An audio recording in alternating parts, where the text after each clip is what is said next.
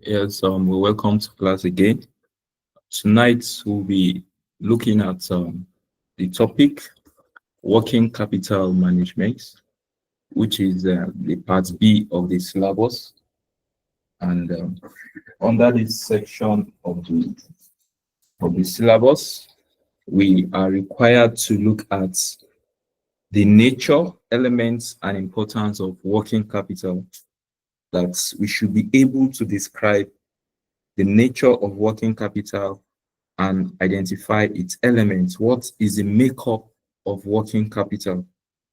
And by the end of this discussion on working capital management, students should be able to identify the objectives of working capital management in terms of liquidity and profitability and discuss the conflict between them. Yes, as we discuss in this class, we're going to see what liquidity is, what profitability is, how do you manage both when you're trying to work on your policy of working capital management in your organization. And you should be able to discuss and write on the role of working capital management in financial management.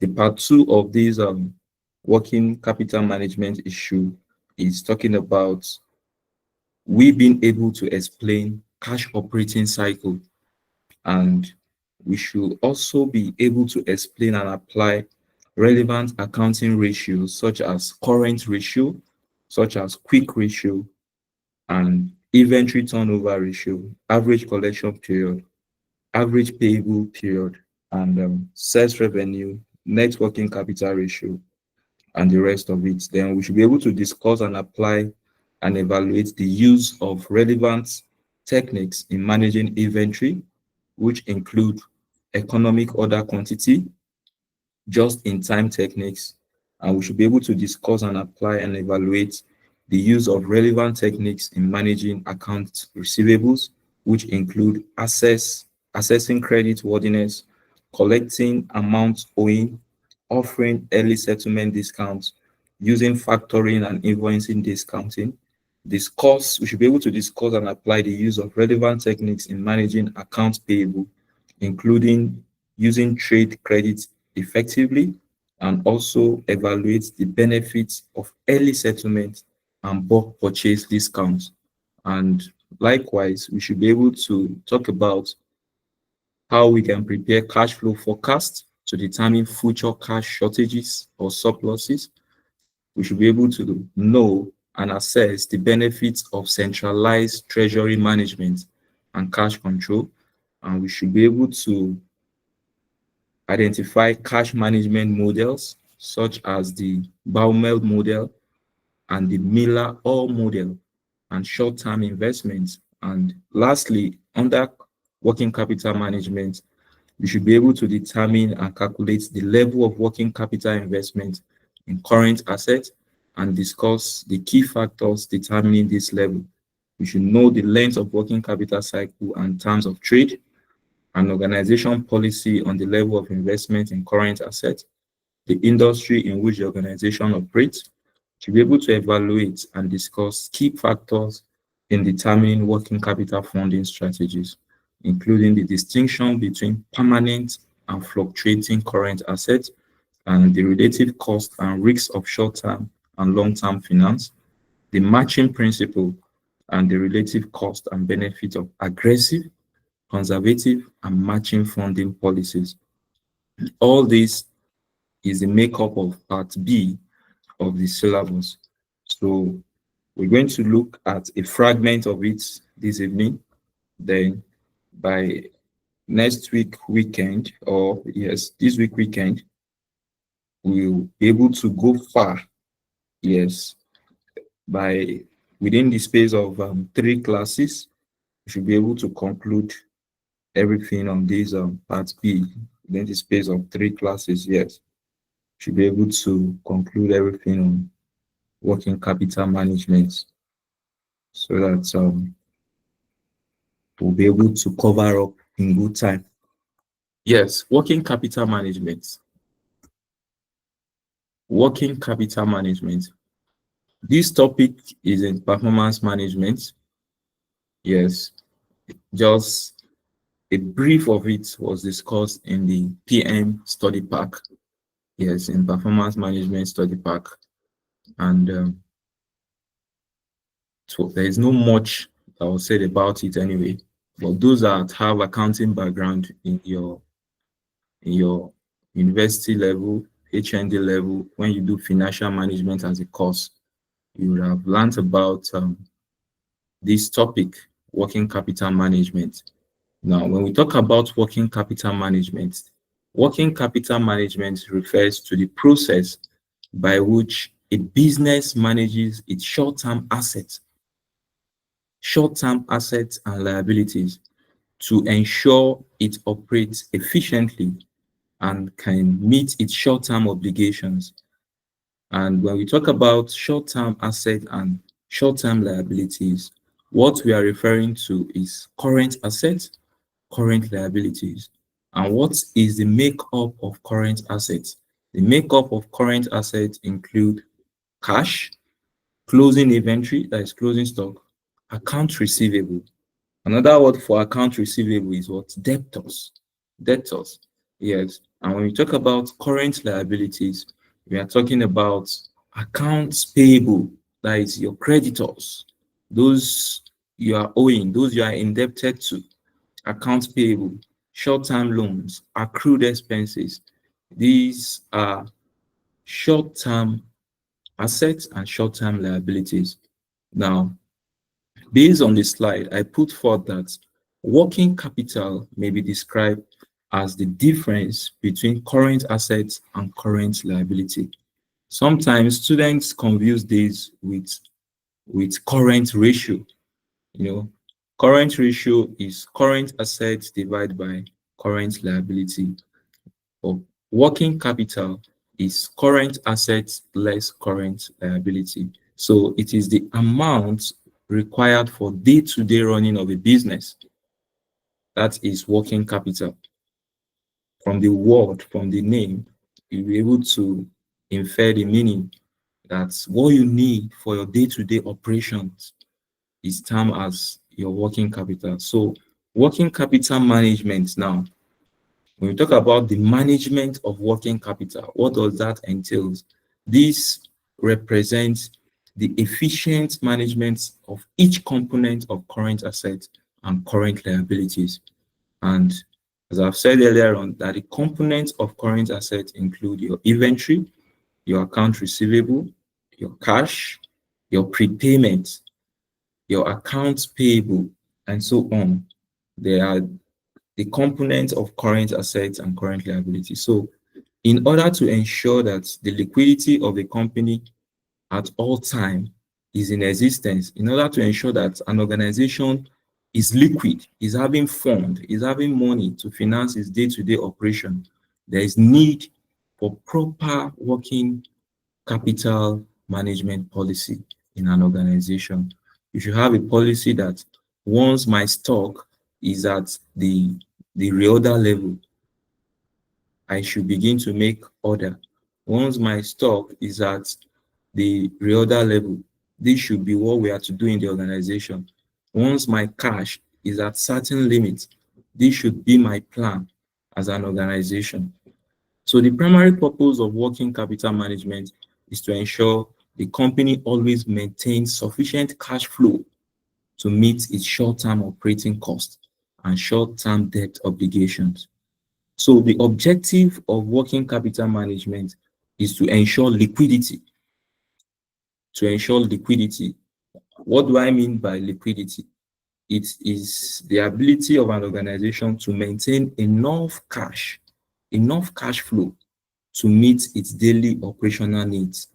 Now, as we move ahead in our discussion, I'll be asking the question, the difference between liquidity and profitability.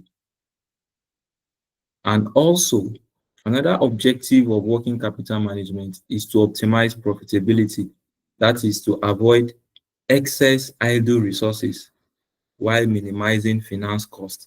Now, some organization, you can have sufficient cash at hand, but you are not making much profit because you are holding much cash Instead of you investing that cash in stock, but you are keeping it for day-to-day operation. So there is a conflict between these two policies of you trying to maintain cash flow, liquidity, and trying to maintain profitability.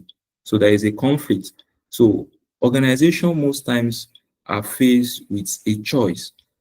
For you to make much profit, you will need to have less cash in your hands. For you to have more cash, you will need to forego making much profit. That is one concept with working capital management. So you must always learn to strike a balance between the two, between the two objectives. Another objective of working capital management is for you of an organization to improve operational efficiency,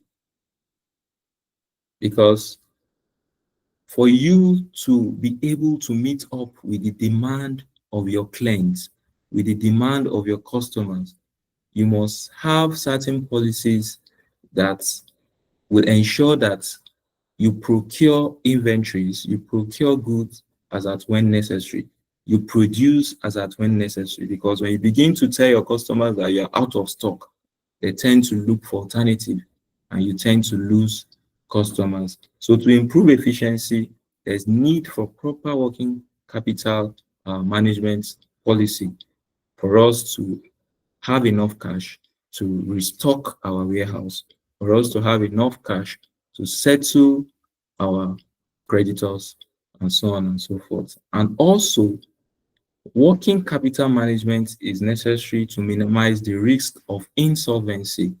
When we talk about insolvency, is the state whereby you don't have much finance, much cash at hand to run your day-to-day operation. So one of the objectives of working capital management is to minimize the risk of insolvency. That is, when you are insolvent, you will not be able to meet up with your financial obligations as at when due. And that will make your suppliers lose trust in your organization, because timely payment of your financial obligation is being disrupted as a result of the fact that you don't have immediate cash to offset your bills. So in order to guard against this risk, there must be a proper plan, even as individual, even as an organization, to make sure that you have a financial policy that you will not run totally out of cash and you will now get stranded. So that is why it is important for financial managers to understand the workings of working capital management in their organization. So efficient working capital management should ensure smooth financial operations and also help to improve earnings and profitability of a company. So that is the nature of working capital, the nature of working capital. And working capital is simply current assets less current liability. Current assets less current liability. Yes. So also, you might want to talk about the importance, even though I've mentioned some of them as part of the objectives. One of the importance is that it supports smooth day-to-day operations. That is working capital for you. Because when you have finance to run your day-to-day operations, you have seamless or smooth operations without any disruptions, and it helps maintain good credit worthiness. It helps you to maintain good credit worthiness. Instead of you telling your supplier, go and come back tomorrow, immediately the supply, you are able to offset that bill. And it also facilitates investment and growth opportunities, because an opportunity can just um, open up to you at the immediate, and you need cash to grab that opportunity. But when you are insolvent, you might not have the opportunity to invest in that particular project in the immediate. So these are the importance of working capital management. Now, talking about the elements of working capital management. Talking about the elements of working capital management. When we talk about elements, it means the components, the composition of working capital management. What is the makeup of working capital management? The two major makeup of working capital management is current assets and current liabilities. Now, what are the components of current assets? The components of current assets is what? They are what? Inventory, receivables, cash, and bank. They are the makeup of current assets. Now, what are the makeup of current liabilities? They have payables, bank, overdrafts, and the rest. So the difference between the current assets and current liabilities make up the working capital. Make up the working capital. So current assets requires funding. That is for you to get inventory, you need fund. So it required funding for you to meet up with your current asset needs. And current liabilities provide what? Funding that consider increasing the levels of current liabilities. I'll explain details of this soon. So we have objectives of working capital management. So I've mentioned that already, that the main objective of working capital management is to get the balance of current assets and liabilities right. Yes, to see how we strike a balance between the two. So, and how do we strike a balance? Striking a balance involves trade-off, opportunity cost between liquidity and profitability. Liquidity and profitability. I want to ask at this point, though in my discussion I've mentioned it, but still to reiterate and to know if you are following, I want somebody to differentiate between liquidity and profitability.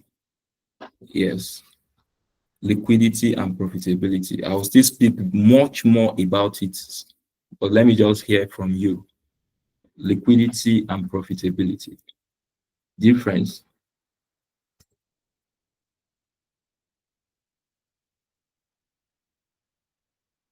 Yes, anybody?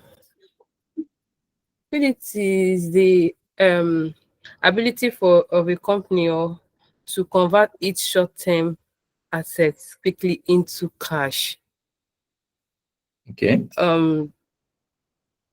Then profitability is the earnings or profit generated by a company from its activities.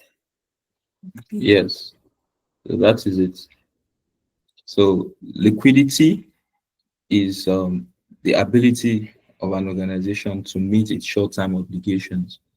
That is, when you talk about liquidity, you are having the financial um, the financial ability to offset your bills at in the current state as at now, while profitability is a measure of how effectively a business a business is generating profit from its operations or resources over time.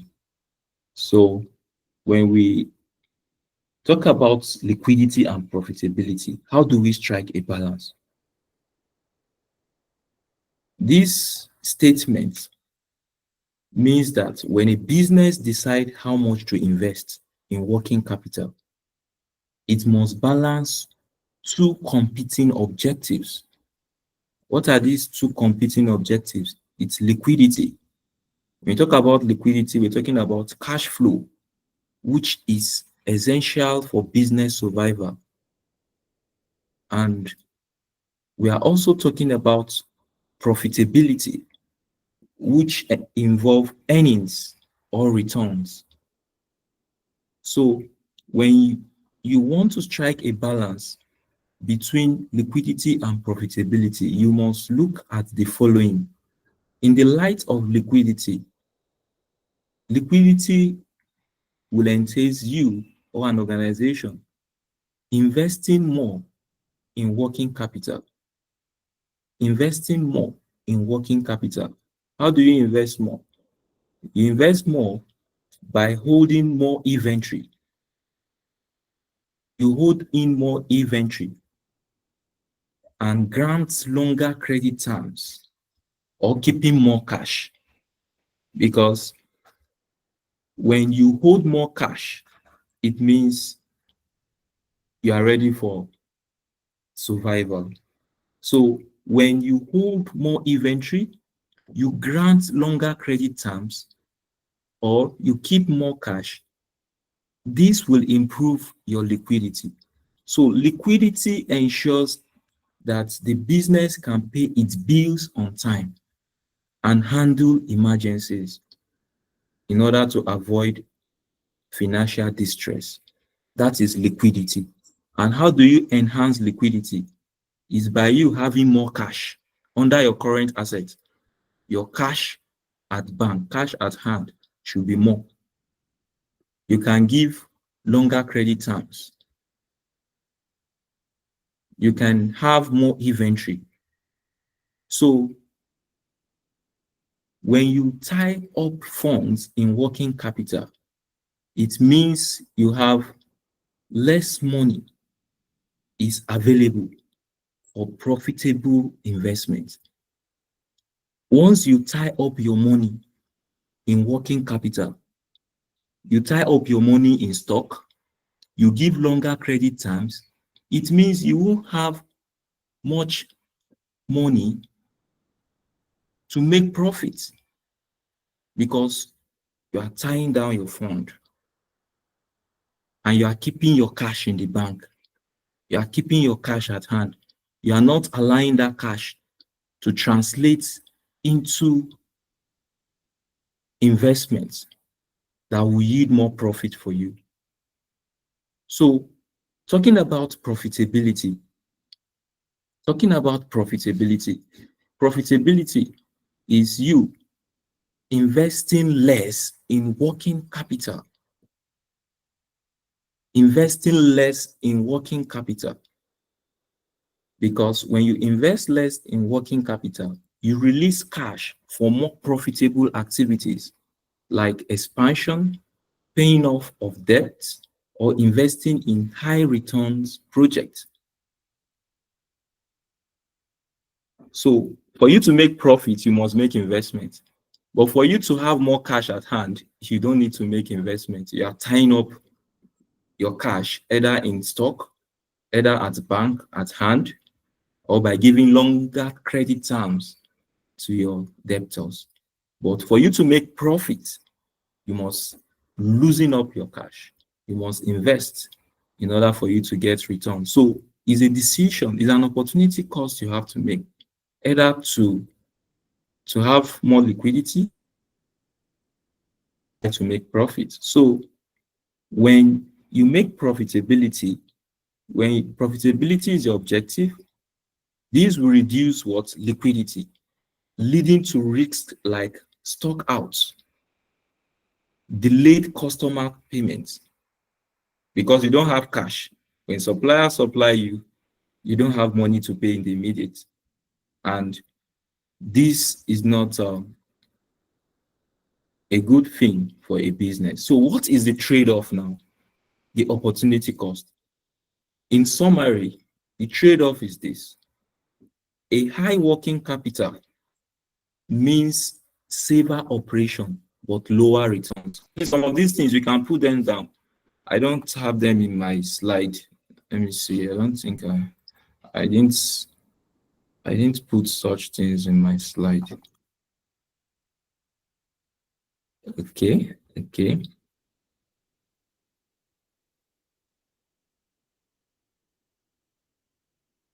Okay, they are there, but might not be that summarized the way I will put it. Yeah, so the opportunity cost between liquidity and profitability is that a high working capital means what? Safer operations. Means you have a seamless operation. But what? What are you forgoing? You not expect high returns.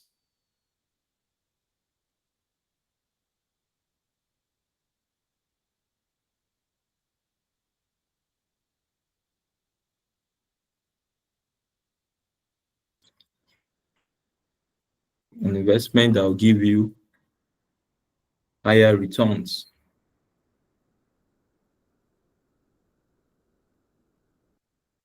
So the other one, a low working capital can maximize profit but increase risk. A low working capital, you maximize profit, but there is risk of insolvency. So a business must learn to strike a balance between the two. So the right decision now depends on the company's strategy. What is your own strategy? What is your risk appetite? How well do you love to take risk? And what is the market condition surrounding the industry or the sector? So the point is this: the goal is to find an optimal balance is enough for smooth operations without sacrificing profitability. Is to strike a balance where you have sufficient cash for your day-to-day activities, and also you are able to make profit. So we not holding too much cash flows, and we not hindering ourselves from making profit. So we must strike a balance between cash flow and profitability. So that should be the watchword of every organization. Every organization must learn to strike a balance in relation to liquidity and profitability as it relates to working capital management. So all what I've said is what is expressed here: cash flow versus profit. That it is worthwhile stressing the difference between cash flow and profit. Cash flow is as in that unprofitable companies can survive if they have liquidity. Yes, when you are not making profit, but you have cash at hand to run your business, you can survive. But profitable companies can fail if they run out of cash to pay their liabilities. So some examples of transactions that have this trade-off effect on cash flows and on profit are as follows. For example, purchase of non-current asset for cash. The cash will be paid in full to the supplier when the asset is delivered. However, the cost will be charged to profit gradually over the life of the asset in form of depreciation. So sale of goods on credits. So profit will be credited in full once sale has been confirmed. However, the cash may not be received for some considerable period afterwards. That is you having more cash flow, but in the long run, your profit will be eroded. So the point is, the more cash you have, the more cash flow you have, the less profit you make. The more profit you have, the less cash flow that will result. So you must learn to strike a balance between both. So there is this table here: advantages of keeping high working capital and advantages of keeping it low. When you have more inventory, what are the advantages? When you have more cash, what are the advantages? And when you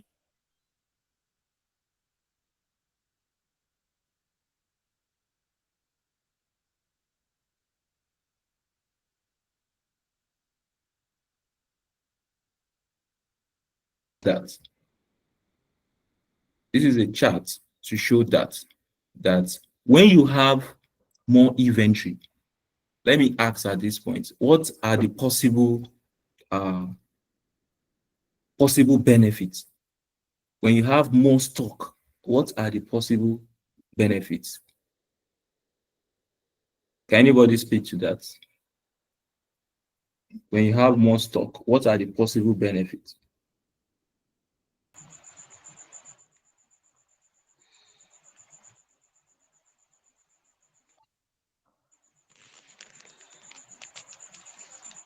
When there's increase in prices of goods. Hello, can you hear me, please? I can hear you.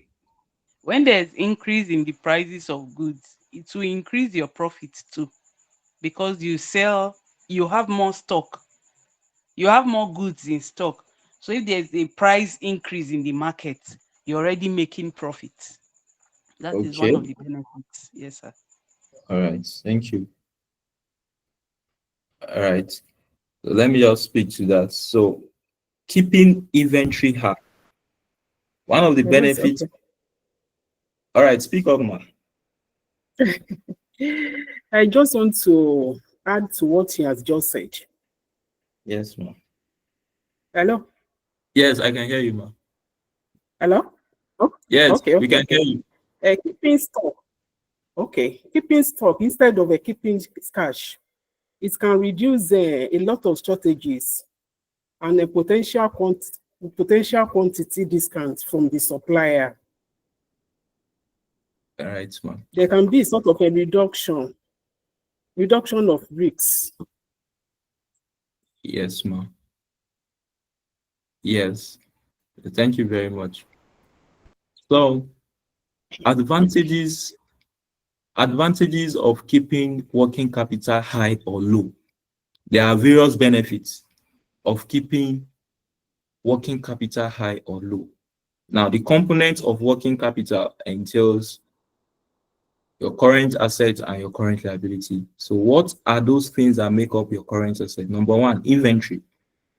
So when you have more inventory as a producer, when you have more raw materials for your production, the benefit is one, it helps you to reduce risk of stock out. That is risk of you not having stock. That is, you always have enough stock to meet demand. So when you have high inventory, there will be no issue of you're out of stock. You cannot meet up with demand. And also, when you have high inventory, it gives you room. When your policy is to keep high inventory, it gives you room for bulk purchase discount, just as we've mentioned. Yes, because your policy is to always have more stock, more stock. When you buy in large quantity, you enjoy bulk discount. And one of the benefits of keeping low stock is that it frees it frees up cash. It frees up cash. That is, less money is tied in stock. That is when you have a policy of keeping low inventory. You know, when you have a policy of keeping high inventory, you've used your money to you've tied your money in stock. But when your policy is to keep low inventory, the advantage is that it frees up cash. That is, less money is tied in stock. And one of the benefits of keeping low inventory is that it reduces storage and holding costs. It reduces storage and holding costs because when you maintain warehouse, you tend to pay to maintain that warehouse. And in the warehouse, there can be warehouse damage. And all these are costs that you have to bear. You have to bear. So when you keep low stock, it reduces storage and holding costs. And it helps to improve flexibility in productions and sales. Because when you keep low stock, in some organization, what they do is to operate based on just-in-time system. Immediately they want to produce, they quickly call for a supply to be made. And as the supply is being made, they use that raw material immediately for production. And that saves them the cost of holding stock in the warehouse. So that is the way some organization operates. So when you keep low stock, it helps you to be flexible in your production and in your sales. Immediately there is a need for demand for production, you quickly place a call and a supply is made.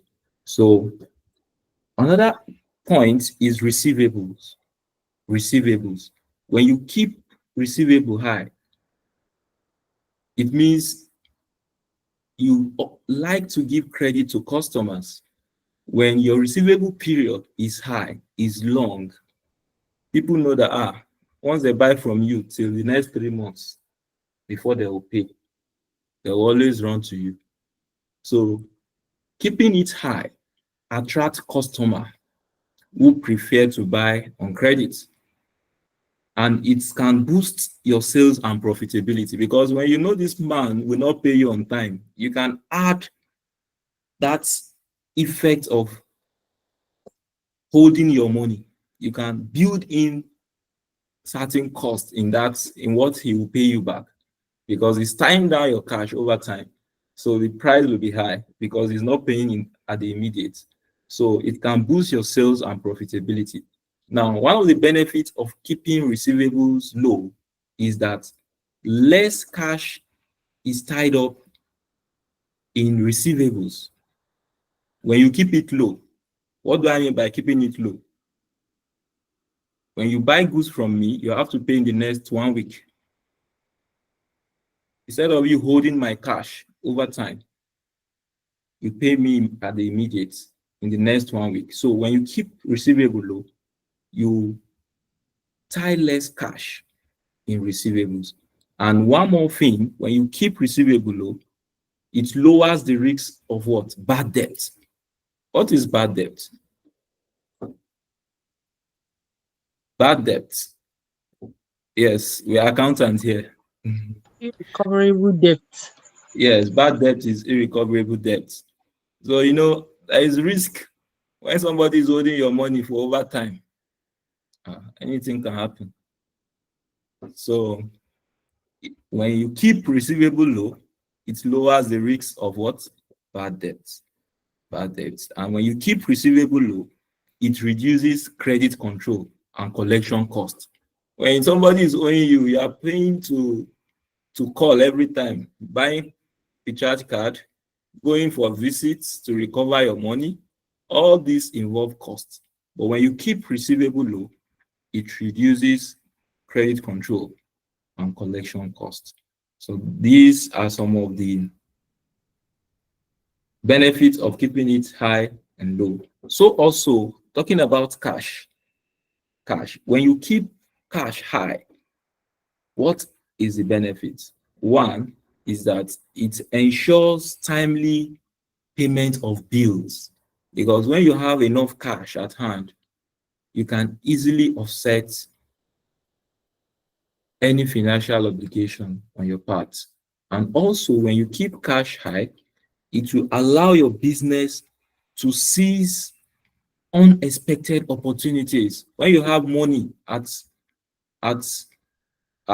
bank at hand, when an opportunity open up, that there's an investment opportunity in a particular site, you quickly embrace that opportunity. But when you don't have enough cash, you get stranded and begin to look for other alternatives. So also, one of the benefits of keeping high cash is that it reduces need for expensive borrowing. Yes, an organization is having enough cash, instead of borrowing through debt, through equity, you just run back to your to your to your savings, to your clawback profit, and use that opportunity to engage in any investment that you want to invest in, rather than going to borrow. And one of the benefits of keeping it low, keeping cash low, what are the benefits? Excess cash can be invested for better returns. So when you keep it low, you can invest.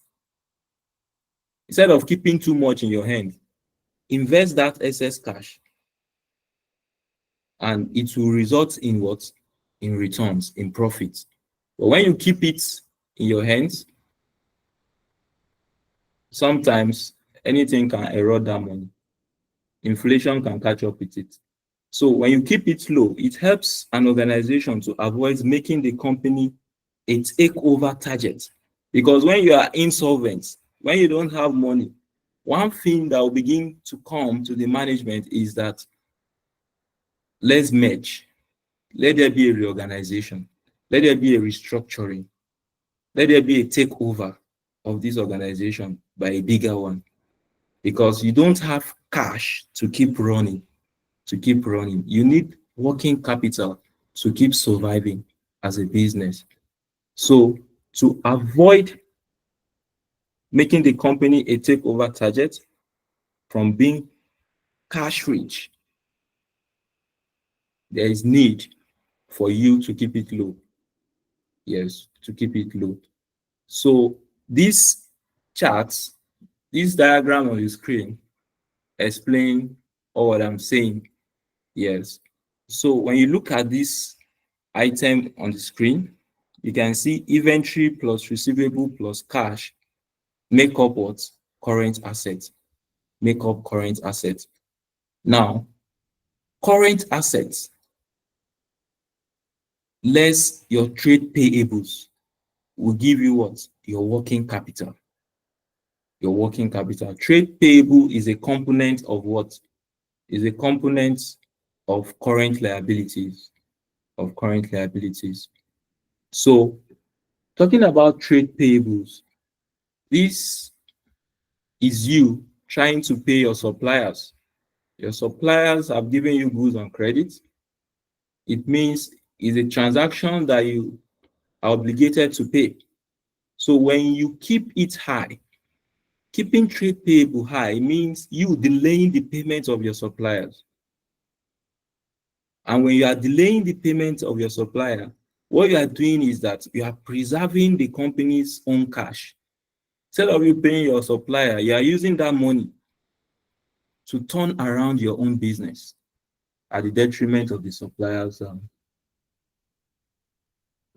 cash. So when you keep trade payables high, it acts as a cheap source of finance for you because you are delaying paying your supplier. Because the present value of money now is different from its future value. What the money can do for you at the immediate, in the next 3 or 1 month, might not get you same value of what it will get you now. So it's an advantage to you when you delay paying your supplier. So yeah, the payment period is being elongated. But when you keep it low, that is you are paying your suppliers early. What is the effect? You can earn discount for prompt payments. And it enables you to maintain good relationship because they know you as a customer that pays promptly without any delay. And when you keep these trade payables low, it can make you secure favorable terms from suppliers. Even when you don't have cash at some point, the supplier will know that yes, it's due to the economic situation of the country that it cannot meet up in the immediate. So let's give you some considerations. So these are some of the points we must know because a question can come, a financial statement can be presented before you in the exams, and you'll be asked to analyze and determine the working capital, the cash operating cycle, and give some justifications of why the organization is having low receivable period compared to the industry average and the rest of it. Let's proceed. As any question at this point? Yes, sir.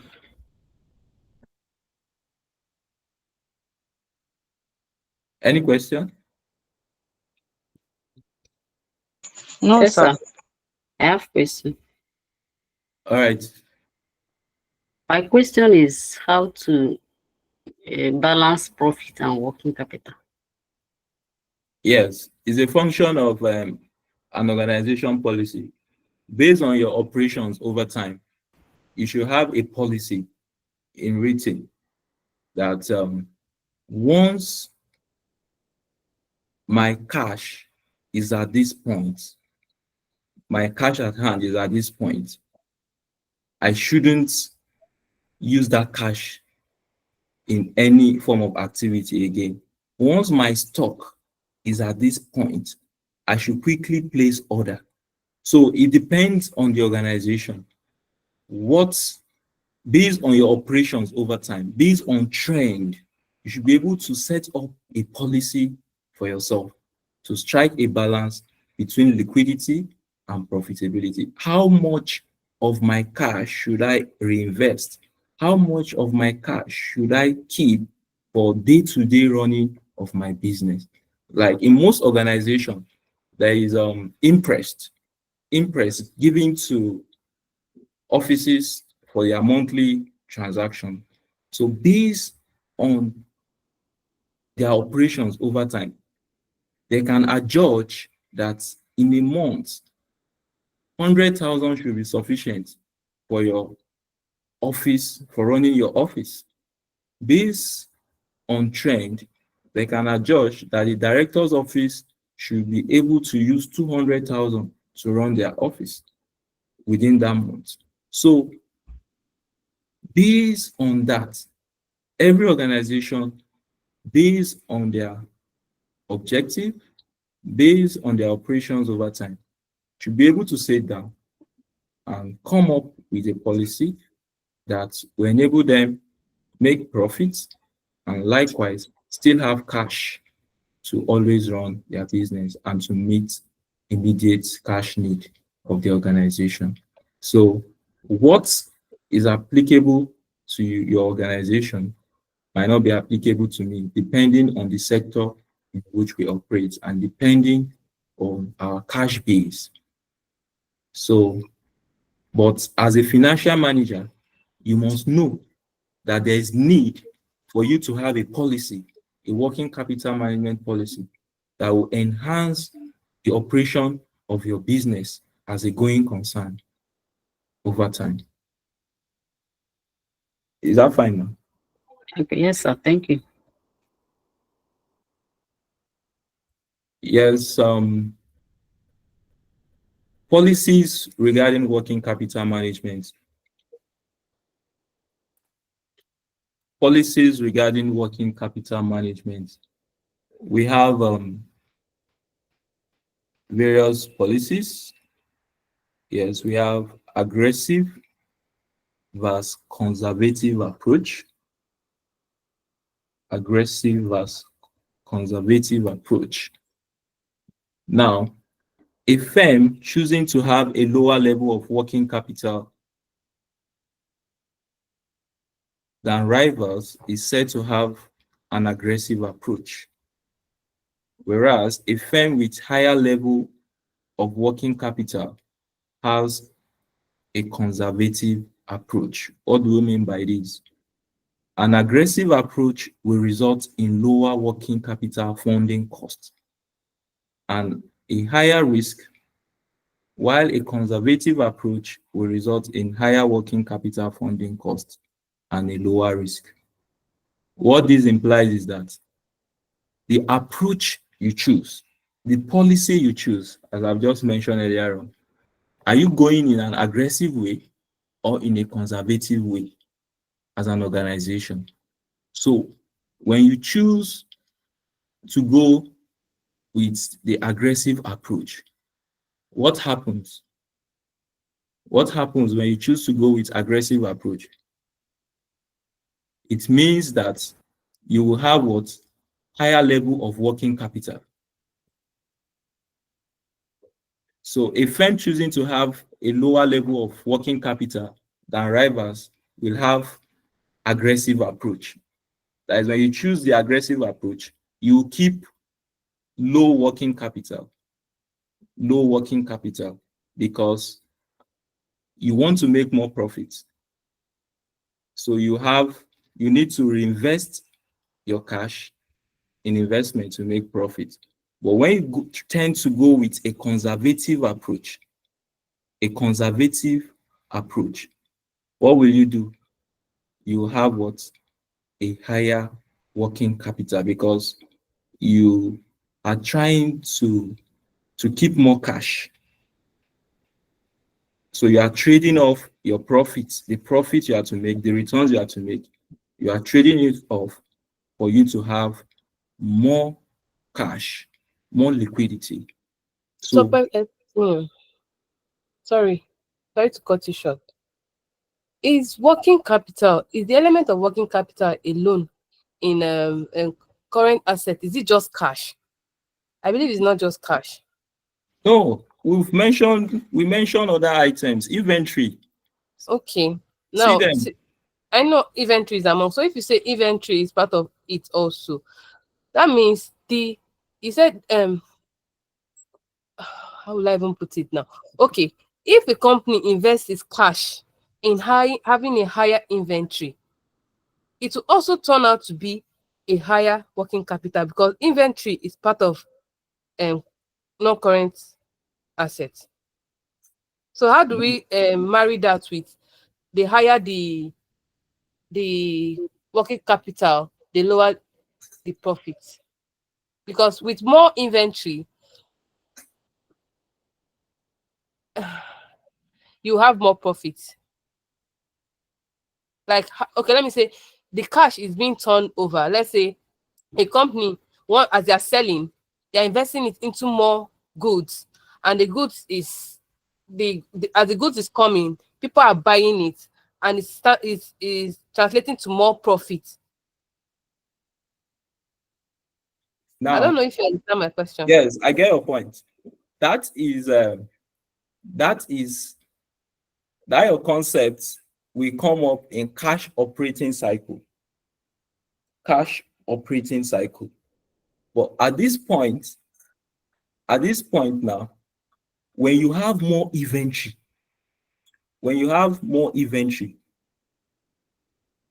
the inventory, instead of holding your cash, you put in your cash in buying stock, in storing it in your warehouse. It's not that there is immediate need for that stock. So you keeping that inventory in your warehouse without immediate sales, you are losing money. That is why we call it current at this point. I understand the fact that in the long run, those goods in your warehouse, you will eventually sell them. You eventually sell them and make profits. Or if it is raw material, you eventually use them to make production. Yes, to produce goods that you will later sell. And make profits. But the point is this: the more raw material you store in your warehouse, the more goods you store in your warehouse, you are tying up your cash in inventory. That would delay a return in form of inflow as profits. So that is the point we are looking at. That is why we're saying working capital. Working capital, that the more money you use to buy stock, and keep them in your warehouse and store them in your warehouse, you are tying down your cash in stock. That cash can be used to make immediate profits, to make immediate inflow that will benefit the business, rather than keeping your money in stock in which anything can happen to it. Yes, it is very clear that the essence of buying the inventory is for you to turn it over and it will make profits, in the long run. Yes, but the period of time it will take for that to change from raw material, from cash to raw material to creditors and the rest, is already losing value. And that is why that your question will not hold water in this concept. Yes, in this concept that, yes, we know that we are going to eventually sell our stock. We are going to use the raw material to produce and sell to make profit. But it's losing time. Time is running against it.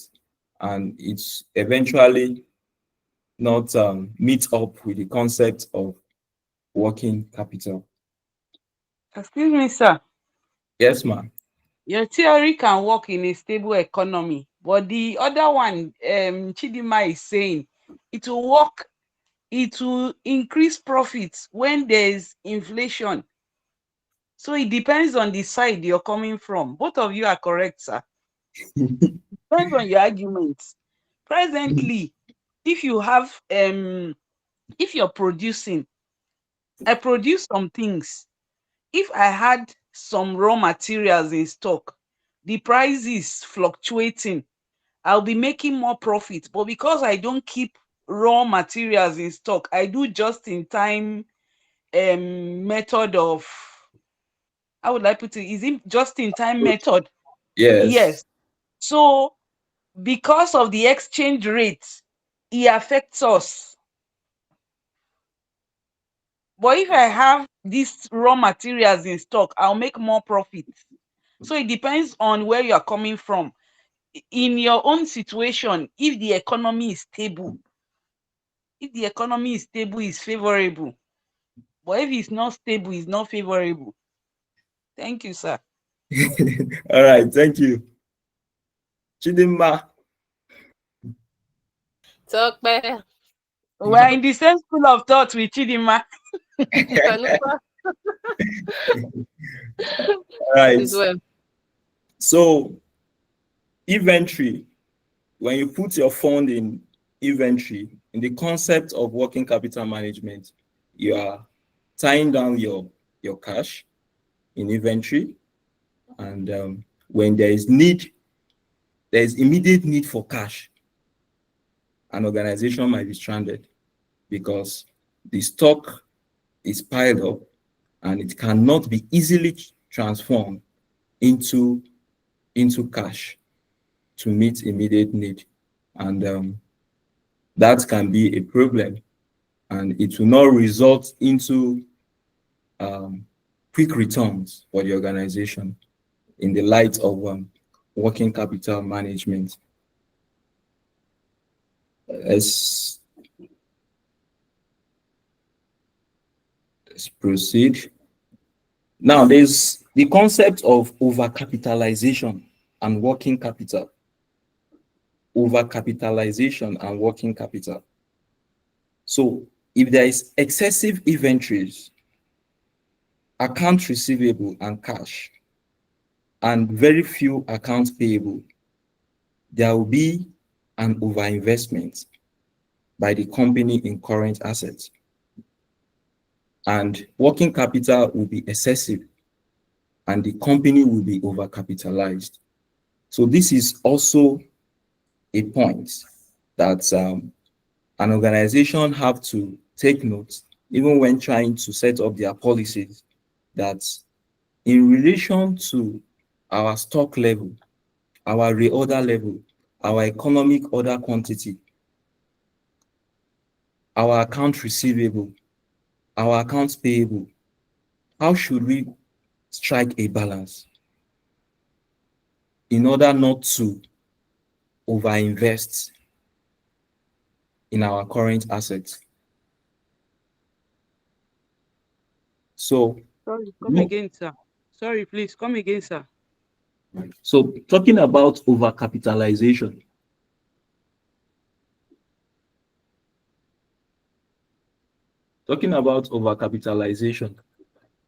that this overcapitalization is a situation when a company's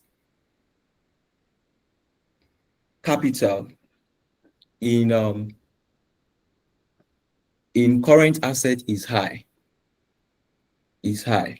So an organization must watch and take and make a policy that will enable them not to overinvest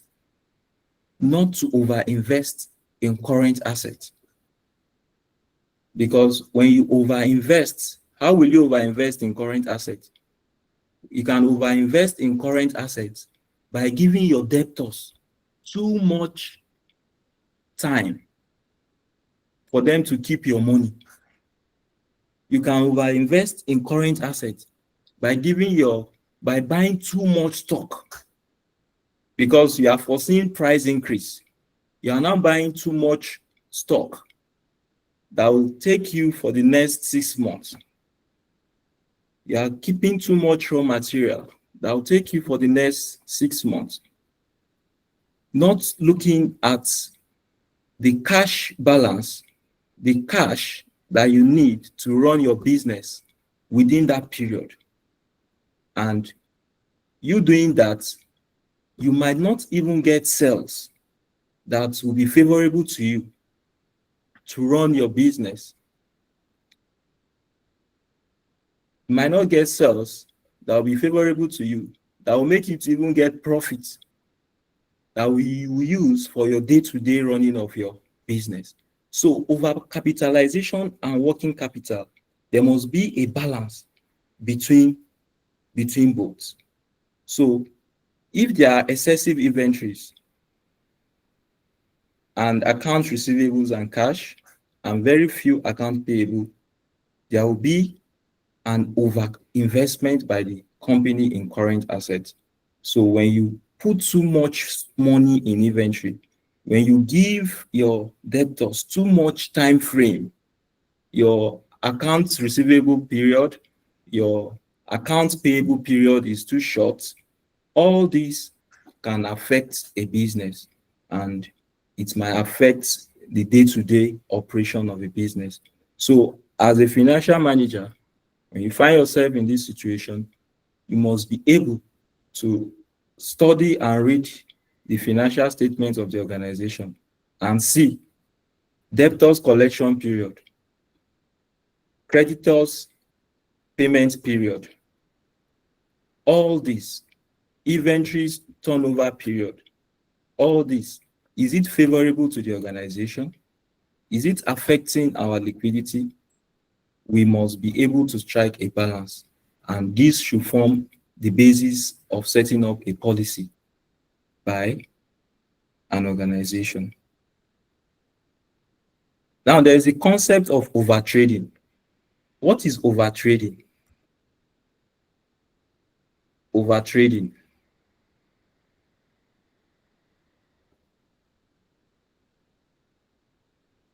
Yes, anybody to speak to that? Overtrading. Okay, so let me try. When a company is trading above its financial capacity. Wow. Yeah. Company is trading above its financial capacity. That is overtrading. Yes. Somebody wants to say something? It's when a Hello, company is sir. making excessive sale. Excess sale. I think it's Hello. when a company is over Simply investing put, okay. assets, like using the cash at hand to buy more stock. Like there's no more cash for the operations of the business to happen, day-to-day operations to happen. So they are over trading. They run out of cash to do the normal operations of the business. So they are over trading with their money. Okay. Yes. Everybody is correct. Yes. We are correct. I have an assignment on that. What till we finish this whole topic, then I'll present my questions on all these. So overtrading. Everybody is correct. This represents a financial situation where a company make attempts to conduct a larger volume of trade than it is financially equipped. That is, a company is said to be overtrading when it tries to do too much, too quickly, with little financial resources at its disposal. That is, in another way, another feature of a company that is overtrading is that there is a very high sales growth but low liquidity. Most times they run short of cash, and what they do is that they over depend on short-term borrowing, and they adopt a strategy of delaying payment to creditors. So a business that is overtrading might be a profitable venture, but it can easily run into serious problem because of what? Illiquidity. Because they don't have cash. It can look so gloomy, so blossoming, that this organization is doing well. When you study their financial statements, they're making huge profits. But when you look in depth in terms of cash flow, analysis of cash flow statements, you discover that the business is not healthy. So overtrading can cause serious trouble for the business when it is unable to settle its business creditors as at when due. So overtrading occurs when a business expands its operation faster than its available working capital. So when you don't have sufficient working capital to support your expansion, you are putting too much burden on yourself. So it means you must cut your clothes, or is it your coats now, according to your clothes as an organization. You know, when you try to do beyond your strengths, it can cause serious problems. Even as humans, as individuals, some persons put too many things on their head than they can shoulder, and it results into so many things, depressions and the rest of it, BP and the rest of it. So also it applies to business organization. When you're trying to invest in every opportunity that comes your way, and you don't have the financial resource to do that, you are borrowing and doing this and the rest of it, it shows you are over trading. So cash flow is the lifeblood of the thriving business. Effective and efficient management of the working capital investment is essential to maintaining control of business cash flow. So management must have full awareness of the profitability versus liquidity trade-off. So for example, healthy trading growth typically produces increased profitability, the need to increase investment in non-current assets and working capital. So in contrast to overcapitalization, if the business does not have access to sufficient capital to find the increase, it is said to be overtrading.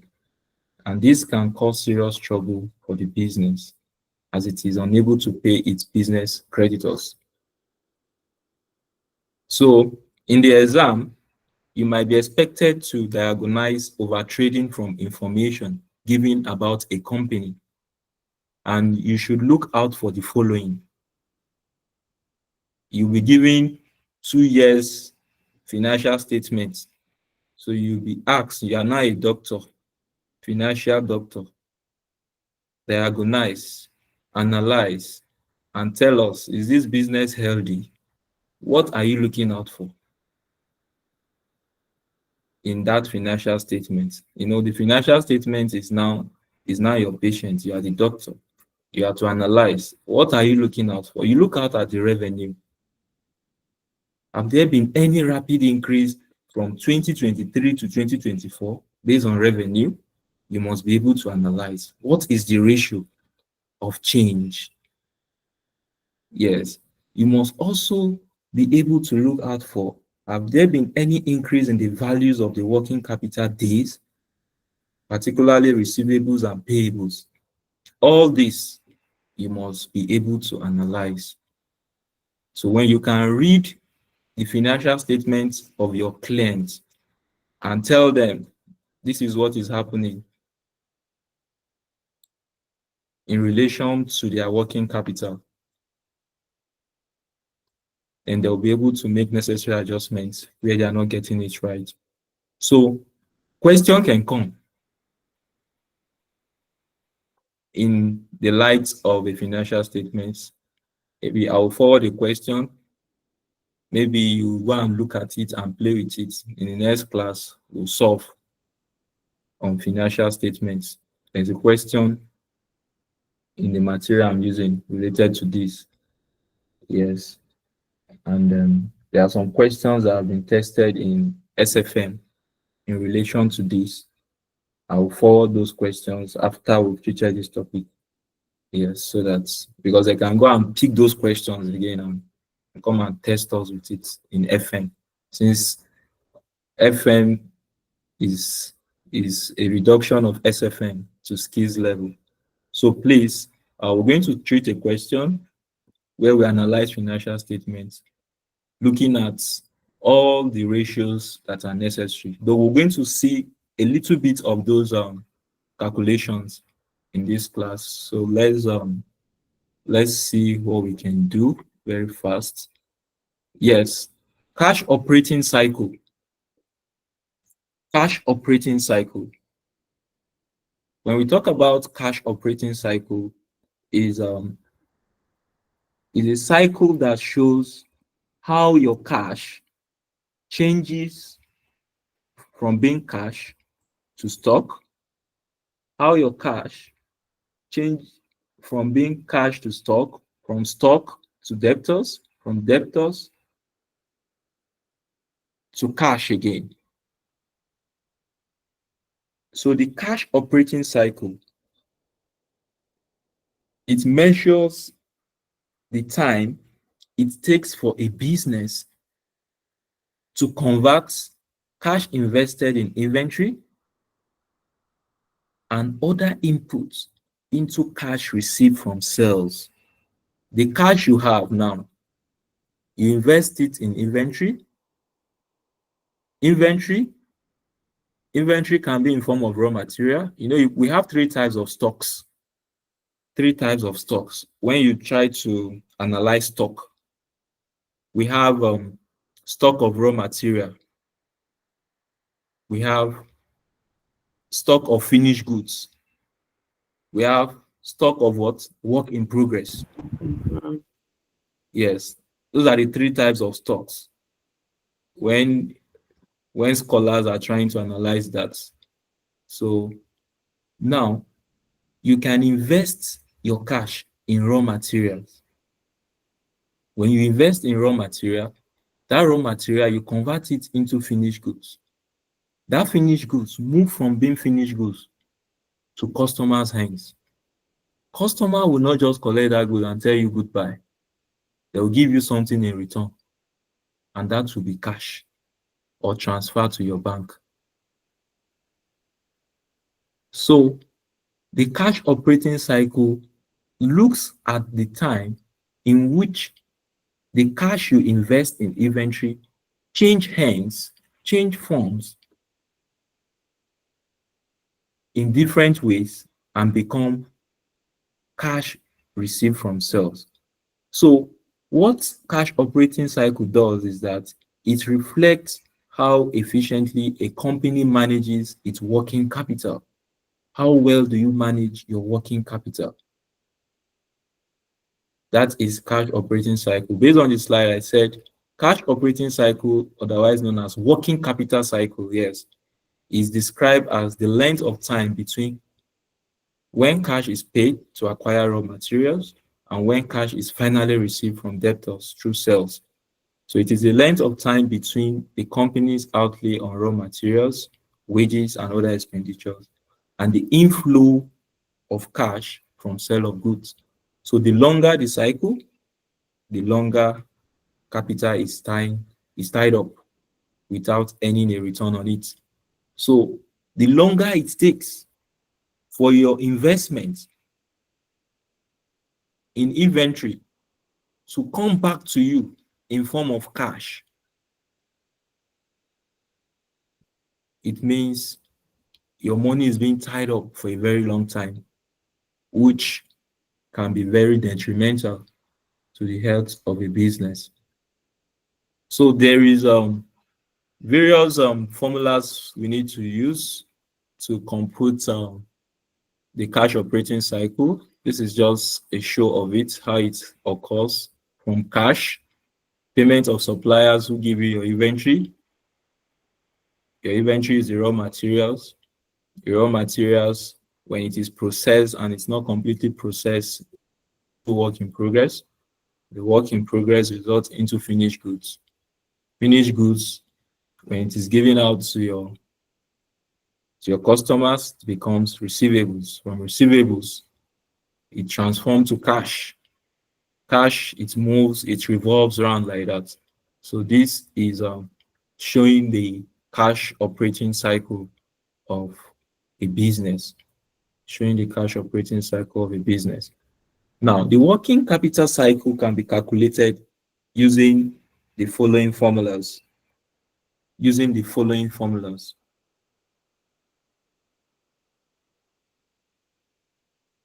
In solving question on working capital cycle, you must know the following. Inventory holding period. Inventory holding period. And what does that entail? It is the length of time inventory is held between purchase and sell. It is the length of time in which you hold inventory and the period in which you are holding that inventory in relation to the period in which you decided to sell the goods. So how do you compute for the length of time? You compute for the length of time by using the formula closing inventory divided by cost of sales multiplied by 365 days. Closing inventory divided by cost of sales multiplied by 365 days. That is the computation of inventory holding period. Inventory holding period. So also, we can have raw material inventory holding period. Raw material inventory holding period. The first one is for finished goods. For finished goods, because at that point, it's just a finished goods that you just have to sell. And that is why we have it in that form. But you can have a question whereby it does not involve raw material. You simply use the first formula. But when a question is pointing you that you have raw material, you have work in progress, you apply the formula as expected. Individual formula as expected. So for you to compute raw material inventory holding period, in some questions, it might not be put as raw material inventory holding period. It can be said to be raw material conversion period. Raw material conversion period. How do you compute for that? It is your closing inventory. It is your closing inventory of raw material divided by what? Raw material consumed or raw material used. I've decided to put possible language, possible words they can use, because certain times some students will just say, But what the teacher said is raw material this, raw material that. So I decided to put combinations of words that they can likely use in a question.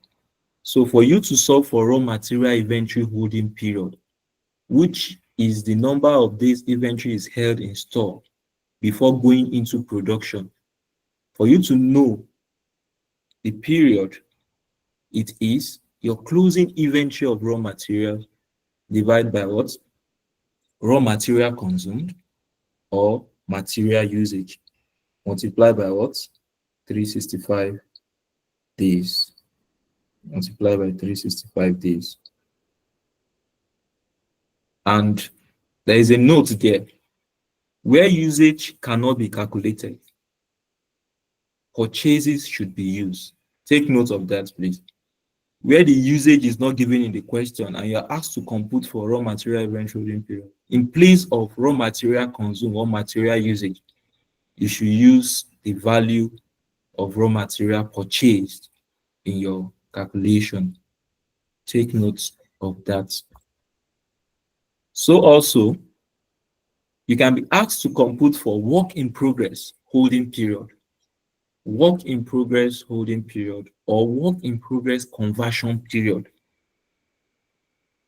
So this is the length of time goods spent in the production cycle. And how do you compute for this? It is work in progress inventory held divided by what? Production cost multiplied by 365 days. So where there is no cost of production, what will you do? Use cost of sale as the denominator. Some questions you might not be able to actually deduce the production cost. Quickly, you use the nearest possible value, which will be the cost of sales. And in manufacturing accounts, sometimes you don't have purchases. Your cost of goods produced, cost of production, is what is transferred to your trading account as your purchases. If you recall your manufacturing accounts in those of you that did ATS or you've done financial accounting in secondary school, you recall that. Now, we also have finished goods inventory period or finished goods conversion period. How do you compute for that? This is the length of time finished goods are held between completion and sale.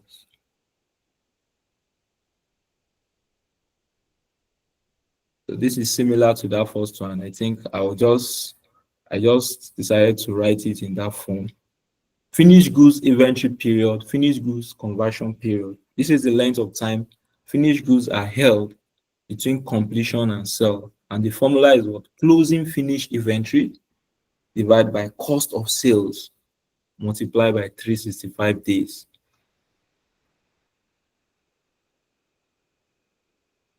So I put a note there. I didn't complete my write-up. I didn't complete my write-up. Let me write something there. Let me make it clearer. So finished goods inventory period. Let me write something. There is a judgment for all this. There is a judgment for all this. How do you judge if it is favorable, if it is good? For all inventory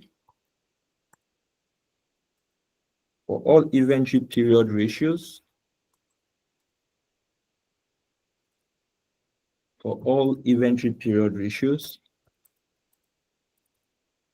a low ratio is usually seen as a sign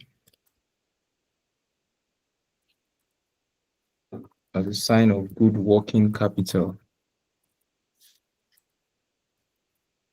as a sign of good working capital.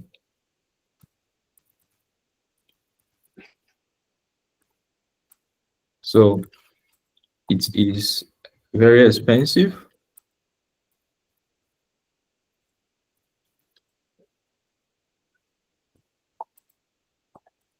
to hold inventory.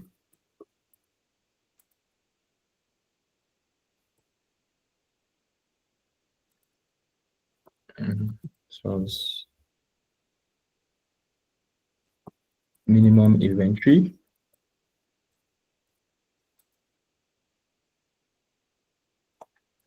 Holding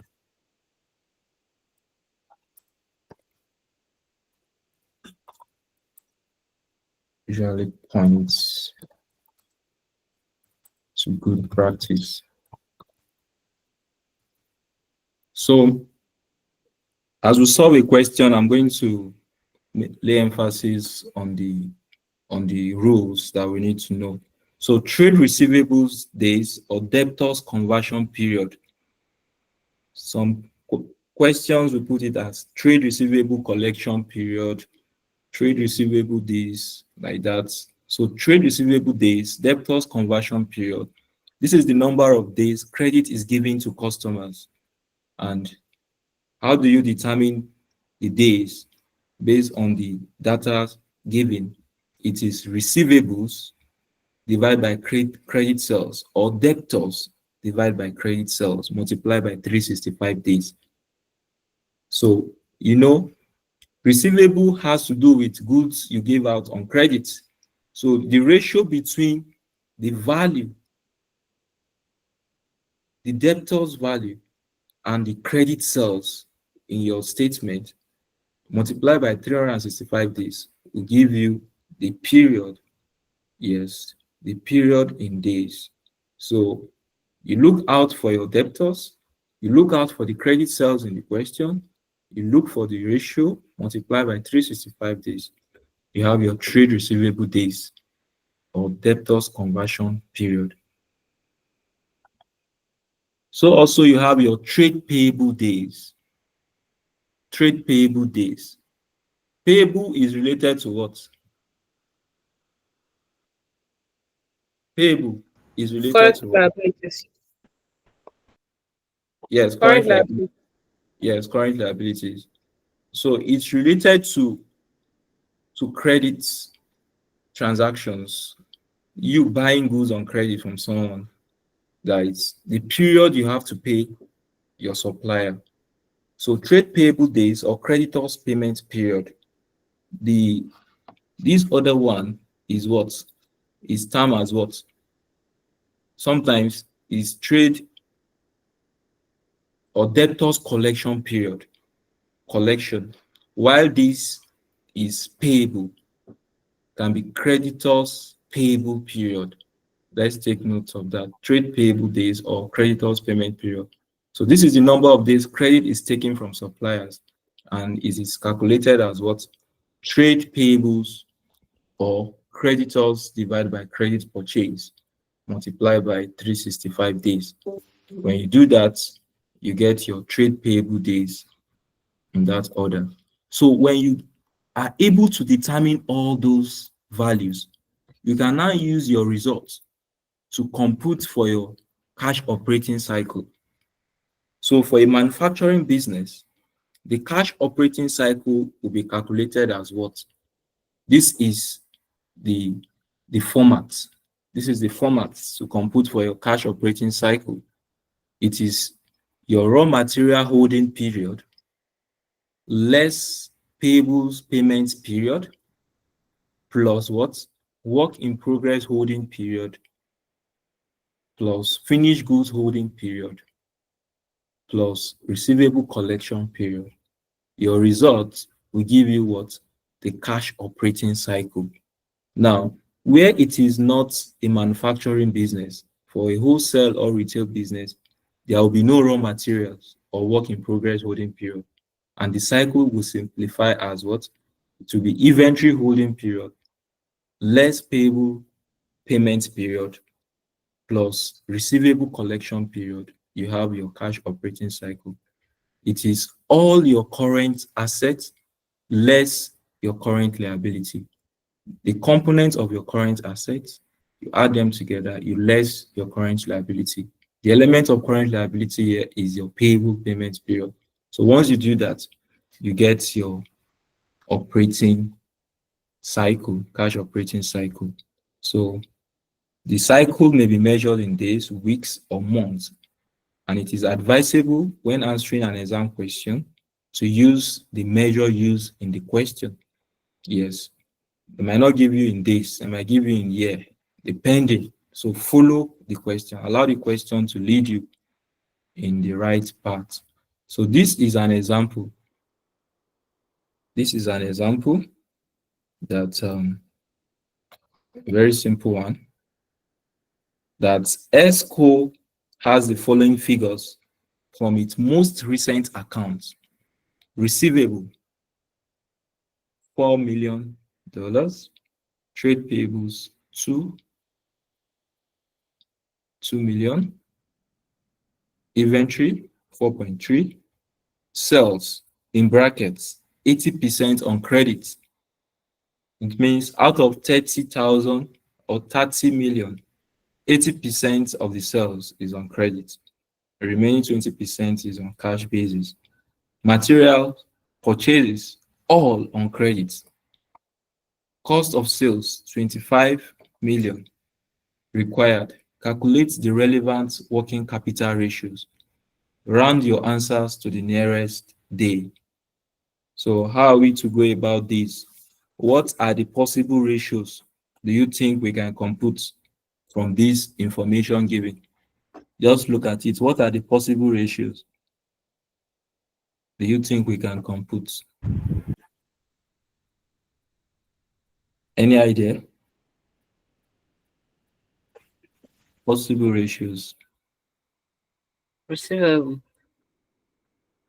Receivable, fine. Yes, that is one. Yes. Pay. Payables, yes. Inventory duration. Payable.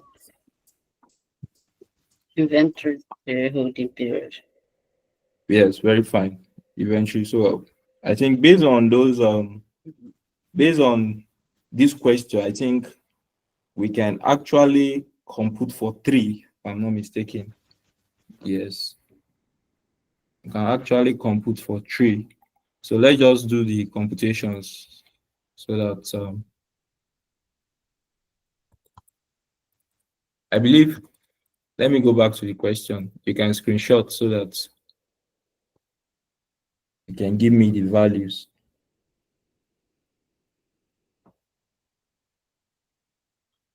So solution. Oh, sorry, I've not screenshot, please. And there's no light.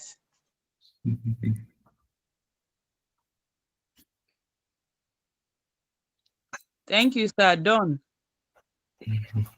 Please wait till let me screenshot a bit.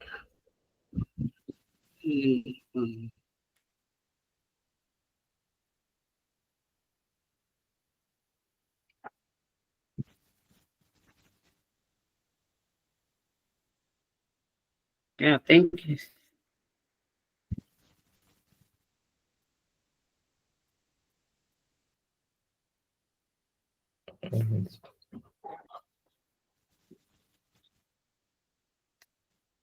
I'm done. Thank you, sir. All right.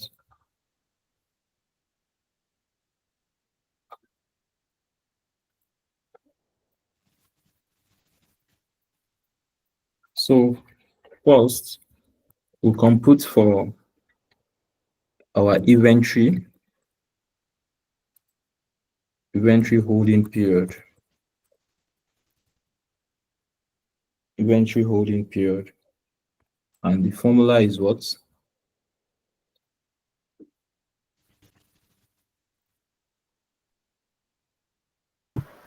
Closing inventory divided by cost of sales times 365 days. Yes, ma'am. So closing inventory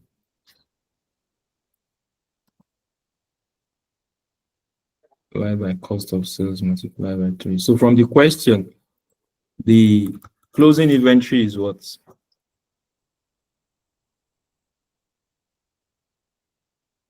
From the question. The closing inventory is what? It's 4.3. 4.3. And the cost of sales.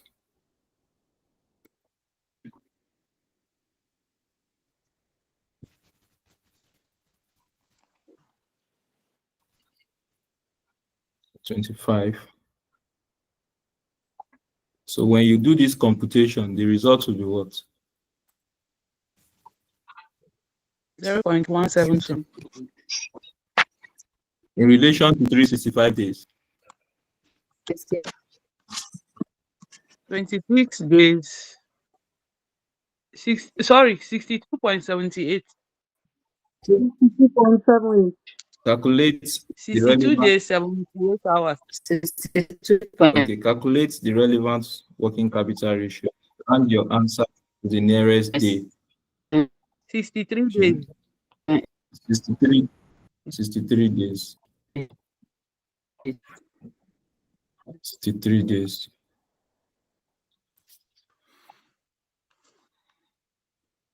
Yes, the 62.7. question says we should round up to the nearest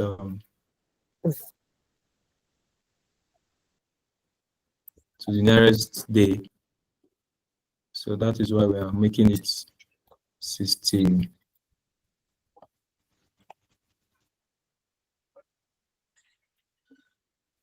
So the next we have to calculate is what? Trade receivables. And the formula is what? Receivables over credit sales.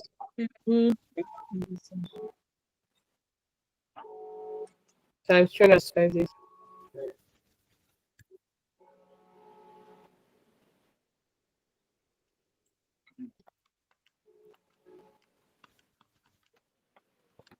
Is receivables divided by credit sales times 365 days. So from the question, the receivable is what? It says 80% of 4 million. 24. 24. 24. No. It's the credit sales that is 24. Okay. Receivable sales 50% on credit. Receivable is 4 million. And then the credit sales is 24. Material purchase on credit.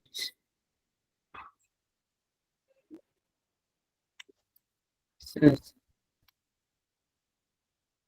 It's 24. So the receivables, when you go to the question, where is it? Receivables 4. 4 million. Then the credit sales, 80% of 30 will give you what? 24. 24. So we have it 61 days. 4. Yeah. Credit sales, we have it as 24. 30 multiplied by 80%. I have to show it clearly.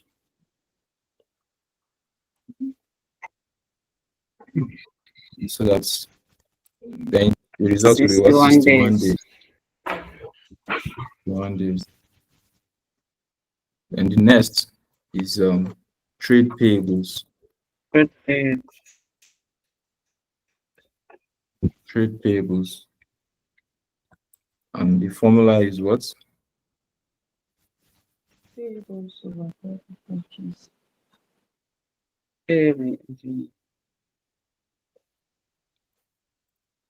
Credit purchases. Payables. Yeah. Credit purchases. Credit purchases.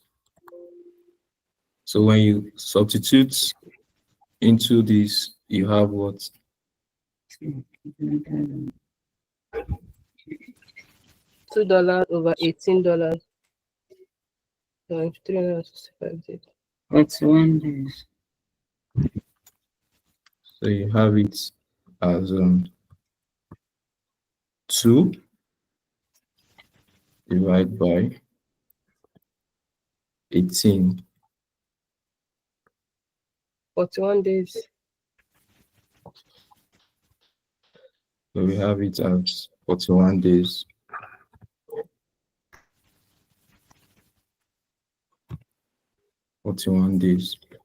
So with this, let me go back to the question.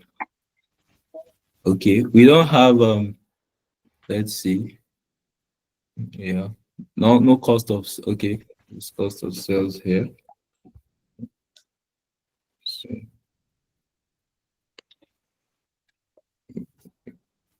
let's see.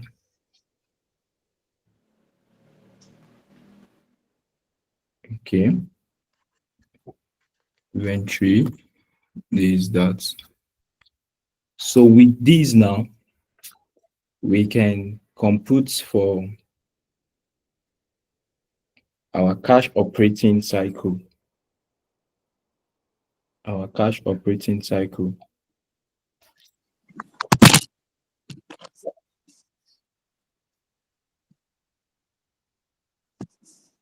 Our cash operating cycle. So the result of our cash operating cycle will be what? 63 plus 61 minus 41.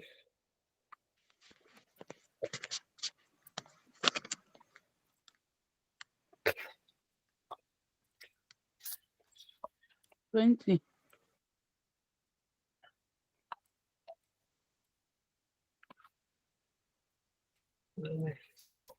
It's 3.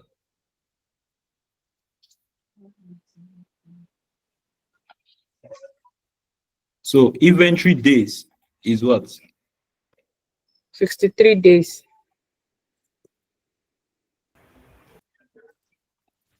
Inventory days 63.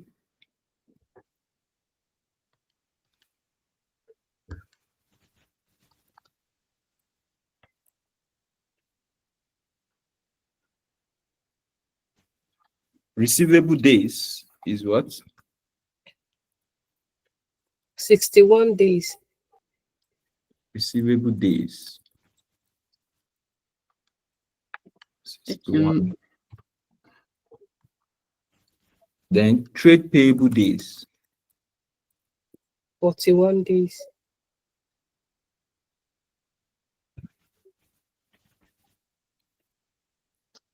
What will happen at this point?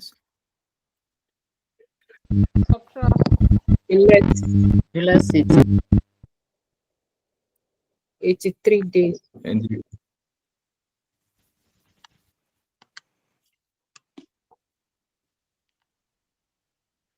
so we have it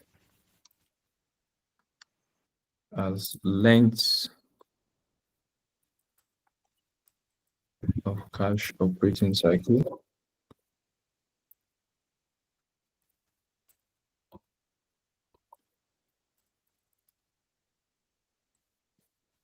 is 3 days.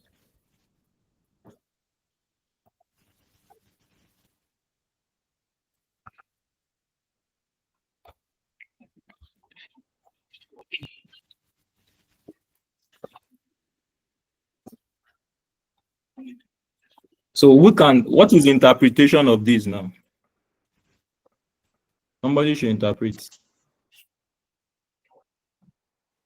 This shows that what?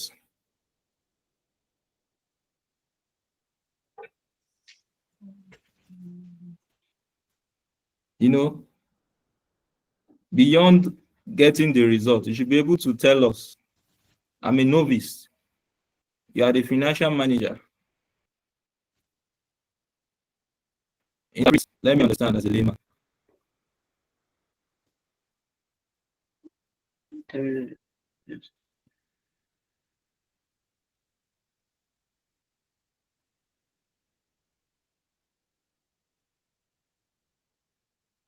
I want to try, but I don't know interpret, what you to know, come. when you want to,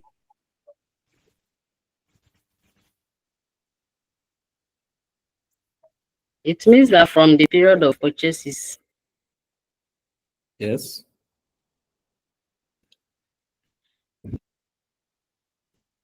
from the definition of cash operating cycle, just interpret it in that line now. From the word operating cycle, from the period you put in your cash, you understand? You just interpret it in relation to the then from definition of, purchases, 3 days.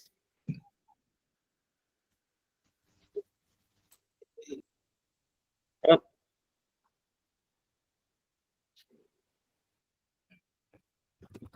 you must, operating cycle.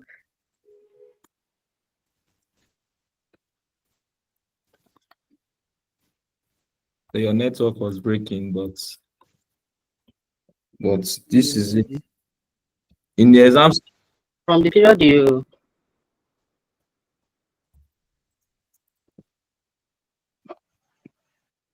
made your the exam situation, purchases you to the must period learn you how turn to your inventory interpret. into The business has a longer time. The time that they get their inventory goes out and for the cash to return is long, and the receivable days is also longer than the days that they get their customers to pay them money back. I don't know. So the length, the operating cycle is quite, it's long. Okay. So cash will have, it will take a longer time for cash to return back to the business.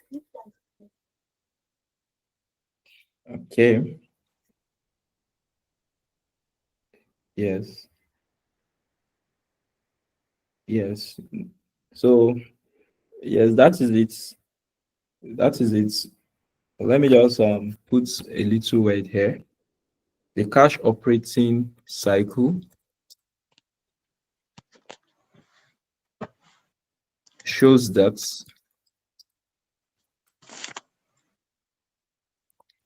you must always relate your write-up to the name of the organization given to you in the exam. ESCO. ESCO has the following. You must always relate it. Shows that it takes ESCO 83 days between paying out for materials, material inventories,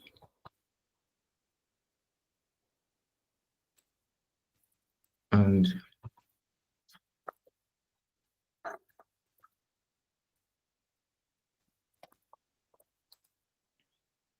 eventually receiving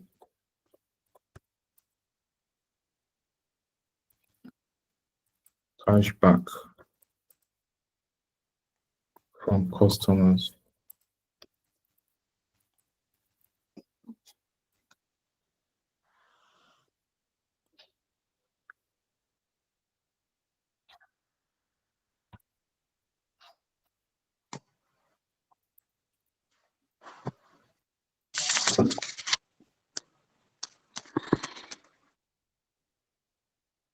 So in most questions, they can give you industry average, the industry that ESCO operates, and tell you to compare. If the industry average is 90 days, it shows that ESCO is performing better. If the industry average is 90 days and ESCO is performing less than that 90 days, they are getting their money less than that 90 days. It shows they are doing well. But if their result is higher than 90, it shows that ESCO is not doing fine. It's performing below the industry average. So let's analyze something in relation to trade receivable days. How will you know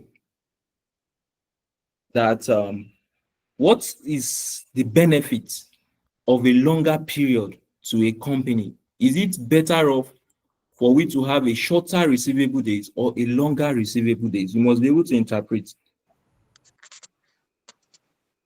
The shorter one is quite better.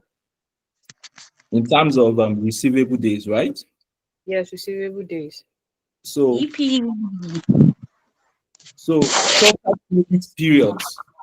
shorter credit period is seen to be more financially sensible, but the length will also depend upon the nature of the business. But in general term, a shorter period is better because your money will not stay outside for too long. So in terms of payable, which one is better? A longer one is better. A longer one is better. So increasing payable days suggests the advantage is being taken off available credit. You understand? You are using the creditors, the suppliers' money. To But trade. in one way, on the other way around, you are losing goodwill. You are losing goodwill because the supplier will say, this one is not credit. Not pay. Not credit. Maybe not credit So, you, but it will take you a longer time to pay. So it's better not to tie down their money. So those are some of the things we must be able to interpret in relation to each of these terms, So we must know how to interpret the days when we start with a question. So for inventory, I've made a statement in relation to that for all inventory periods, a low ratio is seen as a sign of good working capital management. For inventory, a low ratio is a sign that yes, your working capital management skills is very good when it comes to inventory days. If your inventory is moving very fast, the turnover is high, it shows that you're good. It shows that there is more sales. Yes, the rate of sales is high. So the lower the days, the better it is. So this is a question for you that you should be able to solve without any much hula baloo.